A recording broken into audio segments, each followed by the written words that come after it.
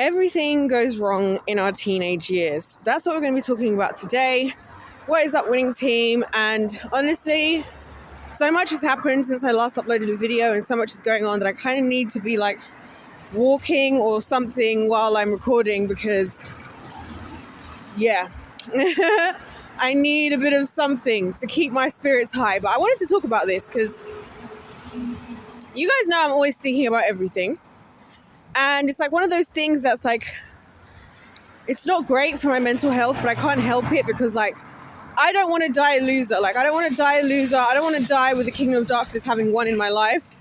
And so I can't afford, like, I'm basically allergic to not addressing the issues that are in front of me. And you guys know that, like, I talk about all the time, like, I can't just ignore stuff. And I've realized that's something that people do. And I've been trying to kind of unpack that concept over the last however many days, as to like, how do we get to this point? Like, why is it that adults seem to like have this thing of like separating themselves from children, like a separate species almost, even though we were all a child once? And I say that because of my job, because I'm like, you know what? When I'm dealing with the kids, I'm like, one of the main reasons I have so much patience for them is because I'm like, well, everything I'm thinking about them is how God's probably thinking about me as a child of God. You know what I mean? At some point, I was just as annoying. I was just as whatever. Even as an adult, that's still the case. And that's where, again, I think people try so hard to become something as adults in order to not be associated with the realness of childlikeness, which brings me to the teens, right? So one thing that always stuck out to me in general is how, you know, say like in church, for example, is a perfect example. Usually when you're teenage years, that's when kids start to have questions, right? And this is why I think a lot of youth pastors, I almost think youth pastors have to be more qualified even than main pastors in a weird kind of way, because you're going to be confronted with questions. Because prior to being a teenager, like one thing I always took away from growing up, I always found strange, is how much like my own family members will, and even people I know, they'll always reminisce about things about you like prior to being like 9. So I remember when you were 6 and you used to do this. Oh, that was so cute. I remember when you were this and it was so cute. And I realized something, like that was the part where adults enjoyed the fact that like they were in control. I'm just blindly trusting because I don't know any better and I haven't started to think for myself, which is what happens as a teenager. So it's crazy to me thinking about, like, this is what I'm saying, guys, I'm analyzing everything. I'm also analyzing myself. It's crazy to me how little, like, support or acknowledgement I got as in my later teens and also as an adult for my achievements versus, oh, I remember when you used to mispronounce this word when you were a baby. And that made me start to unpack how, you know what, when we become teenagers, that's where it all goes wrong. Because think about it. Adults have this phrase that they use called the terrible twos, right? The time, which for me, as a mathematician and a scientist, is the best time, because what I do with God, why me and God have a relationship different to everybody else, is I be asking God, why, 24/7, which is how we got here, right? So I'm like a 2-year-old as far as the Lord is concerned. I'm like, God, why is this happening? And why did that happen? And why did they say this? And why do they do that? And why, like, right, all that stuff, that produces critical thinking and thinking for yourself. And one thing, I've mentioned it before, I'll say it again. Shan Boodram, she's a relationship and sex expert. I love her. I've watched her for like over 10 years. I love her content because she's somebody who has quite different opinions, morals and values to me with a lot of things, but I appreciate how open she is and how much research she puts into the science of the stuff she says rather than just whatever. I'll never forget when she wanted to have children, right? She didn't necessarily, her and her partner she's with now, they actually got together, they were in an open relationship, and then she just got to the point, and they both did, where they were like, well, actually, we want to be just the two of us, and we don't just want to be called boyfriend and girlfriend because we feel like that title doesn't represent the degree to which of like their dedication to each other. They decided to get married. This wasn't planned. And then they end up having a couple of kids, right? And I always respect her for how real she was with what she said. And she said something that I wish more parents would think about, which is going to go back to everything I'm saying in a minute, where she said, I'm not excited about having a child because of what I expect from them as a baby. I'm looking forward to when my children become adults and I get to form an adult relationship with them when they become their own person.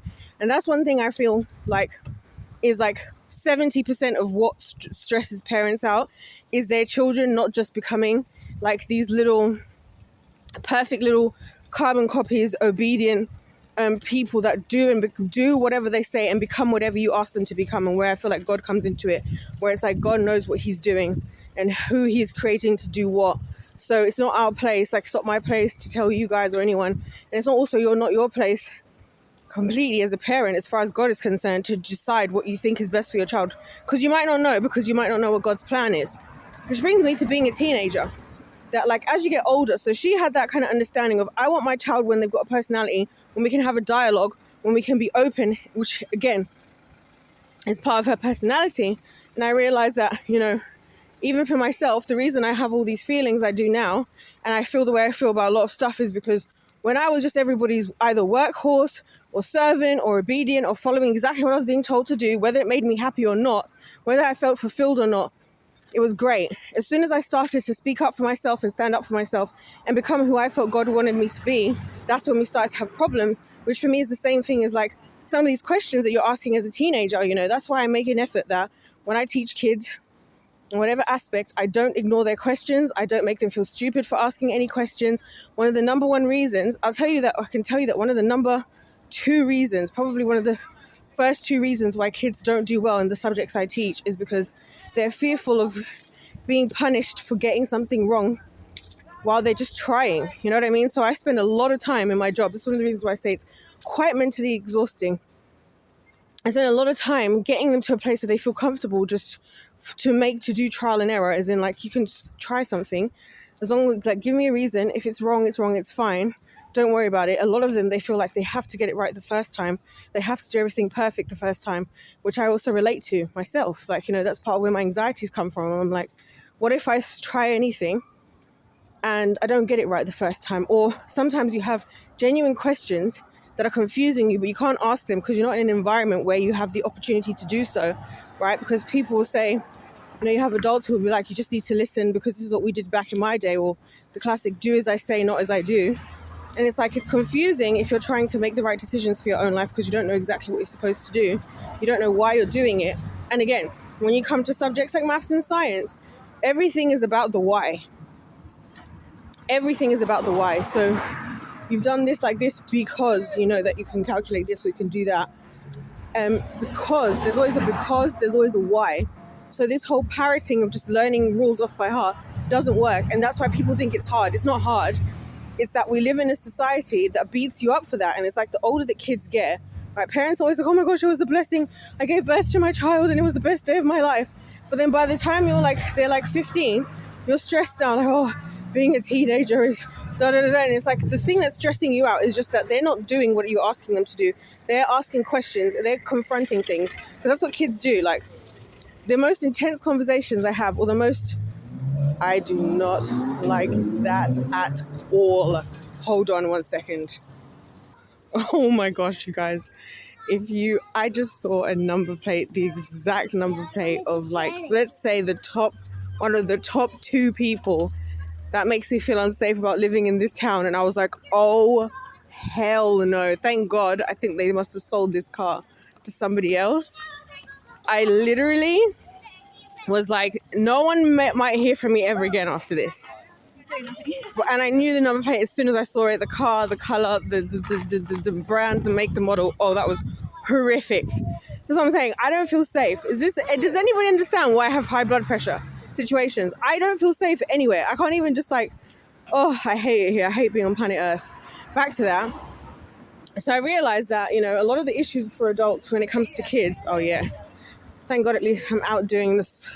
Anyway, a lot of the issues that adults have when it comes to kids and teenagers, it's like when you get to that teenage age, you've got puberty, the hormones kick in. And like I was somebody who developed early, unfortunately, very unfortunate, because if I'd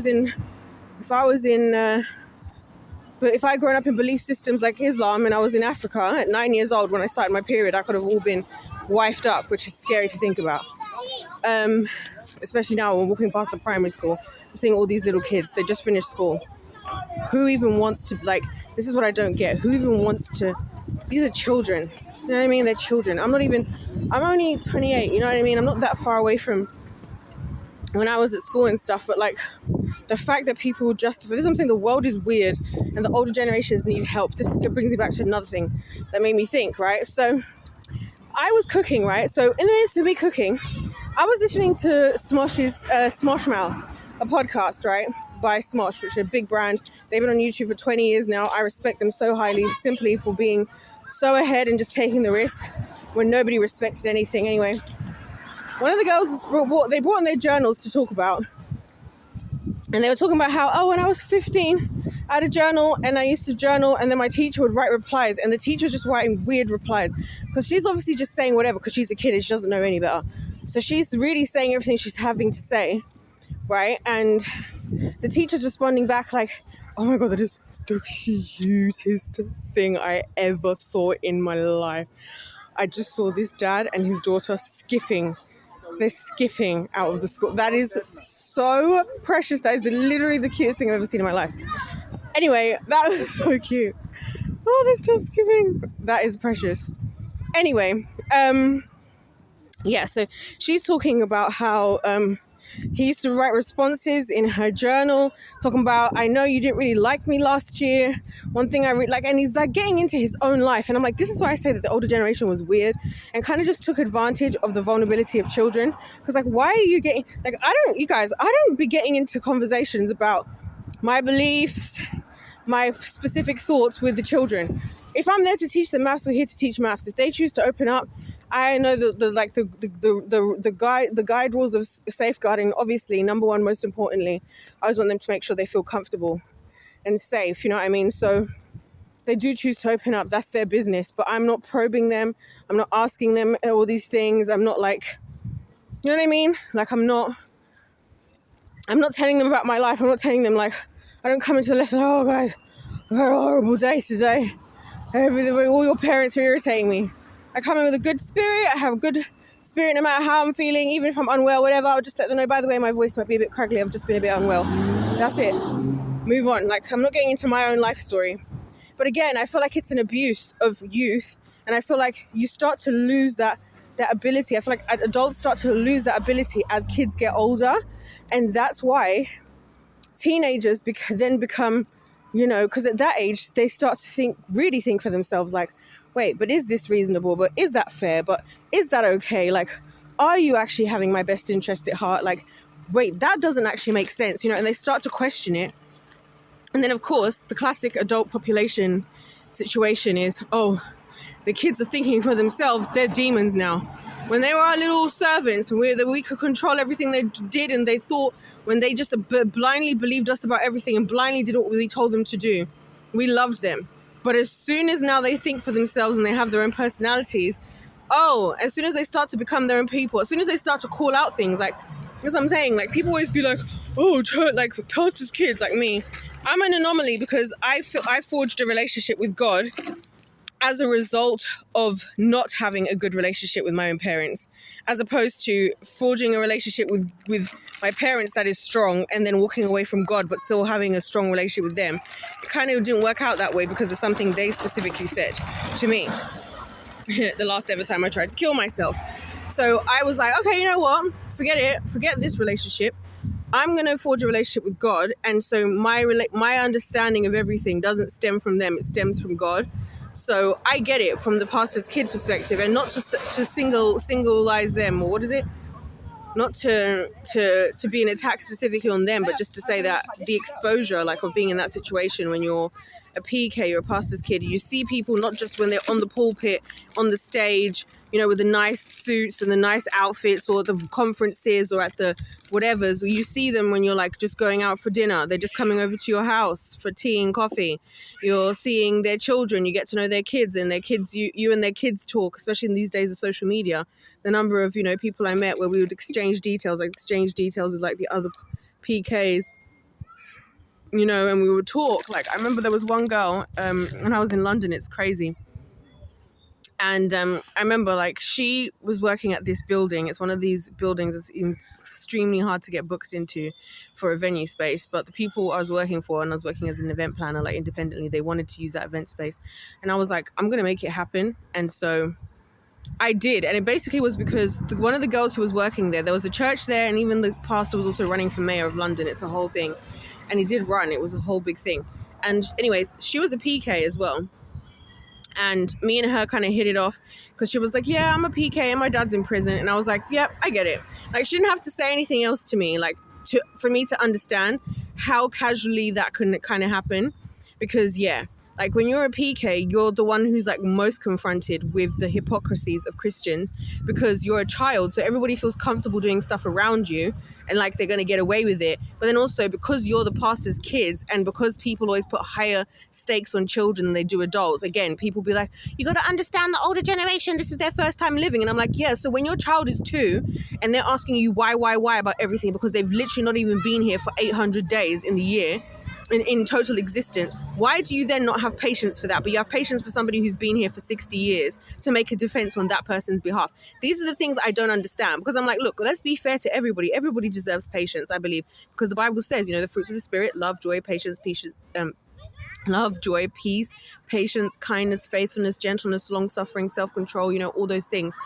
Like, everybody deserves that, but we'll play the pick and choose of, like, you have a kid at 4, you're annoyed that your kid at 4, you had to tell them the same exact thing 4 times. You as a believer have read the same exact Bible verse 20 times over 10 years, and you still don't freaking get it. You're still not listening. You're still a nuisance to the Lord. But we have more understanding for the adults because we all want to feel sorry for ourselves because we can defend ourselves. But the poor old defenseless children are the ones who no one has any grace for. And that's why I feel like teenagers get to that point where it's like when you become a teenager, that's when it hits you. Because even myself, when I was 13, I'm realizing I don't have a voice. I don't feel like I have a voice. And I used to pray to God, like, God, please one day, I pray that my voice actually matters, because it seems like whatever I say, whatever I feel, whatever I do doesn't matter because I'm a child. Simply because I'm a child. I could be right, but it still doesn't matter. I remember feeling that at 13, and so much went down when I was 13. I was baptized at 13. I was like, so many things went down. I nearly died a couple of times when I was 13. Like, so many things went down when I was 13. So, and all of this stuff. I was just like, this isn't fair. And I started to realize that, like, these are the years where I started to put 2 and 2 together and 3 and 4 and be like, this doesn't make any sense. And because of that, that's when the distance starts, and it's the same like with the Britney Spears story arc, not to go too deep into that.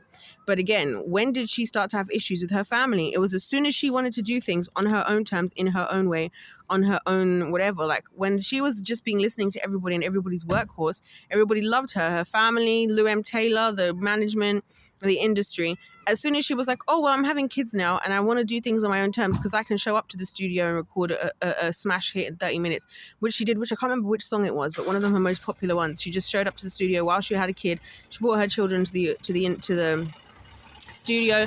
She recorded the song in 30 minutes. She was done. She left. She was like, I can do this motherhood and thing, but it wasn't good enough for everybody else around. And this is what I'm saying. It's like, as a teenager, you start to become your own self, which nobody wants, because everybody wants you to become who they want you to become, not who God called you to become. That's why the Bible scripture says, teach your child in the way he should go.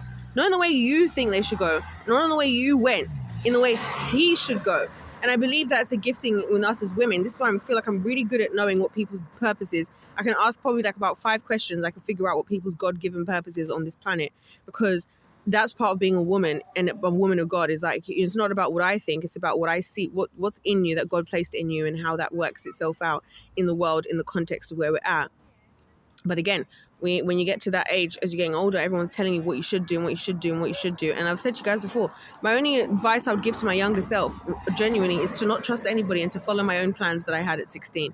If I could go back to being 16 and have ignored everything and it was happening around me and gone solely what was in my head, in my heart, I wouldn't be here miserable at 28. I wouldn't be here trying to figure everything back out again and trying to pick up all the pieces. I wouldn't be here exhausted. I wouldn't be here like having to discover being confident in myself and all of this. I would be thriving. I would have been in my winning season before I probably even hit 20, like my full-blown winning season, because I've had my pre-winning seasons, but I haven't hit my winning season yet, And so, I think about that. And then I think about the kids I work with, and I think about how annoyed other adults get at some of the things I experience with the kids. But I appreciate it. Like when they're asking questions and things don't make sense to them, I'm like, you know what? This is actually helpful feedback, because maybe we're not doing what we think we're doing. Because that's what happened to me. I was all out here being told, oh, yeah, get a student loan, go to it's not worth it. It's not worth it. All the advice I got from adults was poor. When I was working as an entrepreneur, as a businesswoman, it was all the married women with children telling me, you need to stay with what you're doing. Don't ever settle down. Don't settle down. I would have rather have that settled down earlier, to be honest. I wish I would have. Don't settle down. It's horrible. It's this is the advice I was being given. Go and get your degree. Look for your career. Love don't pay the bills. Like all these phrases I heard like from older women, and stuff when I was impressionable as a teenager, and then as I got older, this started to second guess myself, because I heard in a minute. Because even now, I've said to you guys, look, I know anything I touch turns to gold. If I decide to pick up any career, any job idea, any business idea, anything I decide to do, I'm going to excel at in the long haul. So that's why none of it's interesting now. Because I'm like, the things that actually mattered, the things I could have done, the things that are the hardest to do, the things that make life worth actually living. And it's hard to do because of the state of the world that I live in, and how, like, as a teenagers, I feel like everybody just becomes these obedient. You either become rebellious and whatever, and then everybody hates you until you turn out to be a superstar, right? From being controversial, or you just fold and become like the general population, the jury of the sheep, or you live a very mediocre average life. You ignore all of the things. Like, I feel like most people are ignoring the painful things for the sake of, like, it's easier to believe in the lie than it is to accept the truth. It's like how, like, somebody said today, and I saw this on a video, right, when I was like on a break. This girl was like, it's crazy being a woman where you have a female friend of yours who will forgive their cheating like boyfriend 42 times, and you do one thing and you say the truth to them one time and they cut you off. And I was like, that's the most truthful thing. And it's because those women, they would rather be feeling loved and feeling like they're in a relationship, being able to say they have a boyfriend, or they say they have a husband, or say they have something, this is how people are, than and tolerate the bad things just to be able to believe in the fantasy of something that doesn't actually exist, rather than actually, addressing or enjoying or appreciating somebody that actually loves you enough to tell you the truth. Because as I've got tattooed on my neck from 1 John 3:18, little children, let us love not just in word, but in deed and in truth. So it's like, this is where we're at as a society, that we love to ignore.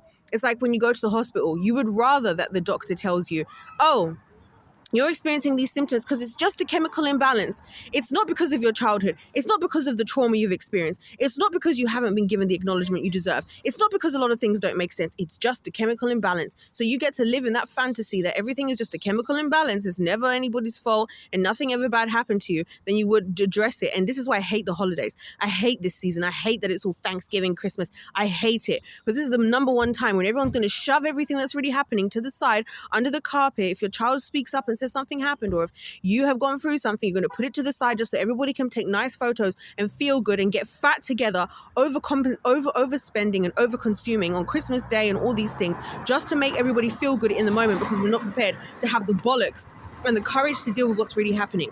And I feel like that's when you're a teenager, you're at that little cusp of, like, you're not quite an adult enough yet, where you've settled into that to the point where it consumes you, and now you just are so good at ignoring the truth.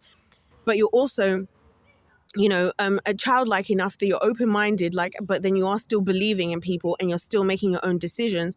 And so you have that cusp. And that's why I feel like everything goes wrong in those years. And I see it again in my job, where I get to that age and I'm like, look, you're 16 now and you're already at the point where you just are a rule follower. You can't think for yourself, and you feel more comfortable just following what you think is acceptable rather than doing what is actually logical. And I feel like that's what goes downhill. And then you are faced with adults who settled into that. When you go to church, when you go to wherever, I've been really not feeling like recording videos, because I realized that most of my audience is American, and that's the problematic thing, because I've realized that a lot of people have here, most people don't go to church, but I think like 80% of the UK is atheist. America's a bit different. And what I'm realizing is I was like, God, is there even a point in me talking? Because everybody's already got their own idea because they've already met the wrong kinds of Christians anyway. So I should just shut the hell up. That's why I haven't been making videos the last few days. Because I'm like, I should actually just shut the hell up because everybody's already got their idea. Somebody else has already got there. You've already got a bad idea of God and you've already just gone with whatever said without even bothering to get to know God for yourself, just going ahead with what everybody else said. And it's like, this is what we're taught as kids because that's what you parents say to their kids. Listen to your teachers. You haven't done an assessment of those teachers. You don't know if those teachers got the right intentions, wrong intentions, if they're teaching the right thing, the wrong thing. But your kids have just been taught, and we all were taught, and everybody was taught, and the older generations definitely did. As long as everybody else is doing it, and as long as it's what everybody else is doing, then it's right, and it's the right thing to do. And I feel like when you're a teenager, you start to question it because you're still young enough that you have the part of you that sees things in black and white. But then the older you either get villainized for it and you decide to double down, and then you become the most successful winners. All the winners of the world are the people who did what was not cool, what wasn't cool at school, wasn't acceptable at school, wasn't cool to be obsessed with sports. It wasn't cool to be obsessed with performing. It wasn't cool to be this quirky artist. It wasn't cool to do whatever. But then when you succeed, it all of a sudden is cool. That's another thing I think is stupid, which again, you probably realize as a teenager. Like when you're like, if you're doing something strange, like if I'm picking grass, if I have a hobby of picking grass, blades of grass, yeah. If I have 5 followers, then I'm a weirdo to my whole friends and family. The moment I now have 100,000 followers, oh, she's that blade of grass girl. She's so cool. I love her stuff. There's something so comforting about her videos. This is how fickle people are. And this is why I don't think, just to round it off, I don't think that I'm crazy for how pessimistic I am. I think I'm the most realistic person that actually is actually here at the moment, realizing how stupid people are, how stupid human beings are, and how we destroy everybody into their teenage years because teenagers are faced with adults who just follow blindly the rules. The United Kingdom, the kingdom of United Entropy, the kingdom of darkness, right? You just all go along with the rules because everybody's too scared to go outside of them, and everybody also at the same time because they don't want to be villainized, but they also because they don't want to have to deal with their own issues and address their own problems, rather sweep it all under the carpet. This is why I hate this season, because that's all that's going to be happening is everyone just sweeping it under the carpet and wanting to feel good in the moment, right? While just ignoring everything. This is why we lose the teens at church, because we don't address the questions that they have, which are valid. God never has ever made me feel like any question I've ever asked I shouldn't ask. He always answers them, or at least answers them within time, or at least acknowledges that it's a reasonable question to ask, right? Or or you double down like some of us, and then you end up making yourself completely isolated from everyone, hating everything, because if ignorance is bliss, then the opposite is obviously the opposite. Let's be real. Everybody looks at you like the crazy person, but then you're looking at everybody else crazy for being such obedient little idiots. And then you actually do well with the kids. That's why I do well with the kids, because I don't lie to them. I don't pretend. But I'm also not inappropriate. I'm also not entitled. I'm also not justifying. Like half you older generation people, like half of you, like you're 15 when you marry like a 35-year-old. Like you're weirdos. You're weak. You're cowards. You had different times of living. You shove everything under the carpet. You think you're better, and it makes me sick. It's no wonder your kids have no respect. And honestly, the kids at school and my job have taught me why they don't have any respect for their parents, and neither do I now. They're the ones who've convinced me, because I'm like, you know what? You guys make valid points. But I'm one of the few adults who's willing to address how valid their points are. And all it would take from the adults is to humble themselves, acknowledge, and change. Doesn't take a lot. And I even saw another post while I was on my break. Someone was like, isn't it crazy that some people will forfeit like an entire relationship because they're not prepared to have one uncomfortable conversation? That's pathetic. It's giving loser. It's giving coward. I'm so glad to be a member of Gen Z. I'm so glad I'm not part of the older generation. This is why I'm miserable. This is why a lot of us are, because you guys are nothing to look up to. You guys are disappointing. And a lot of us have just decided when enough is enough. We don't live in the comfortable Egypt and slavery that you guys do. We were born in the wilderness. We don't want to die in the wilderness. Anyways, guys, on that note, if life is a game, let's play to win. God bless you all. God loves you. I love you. And I'll see you in my next one.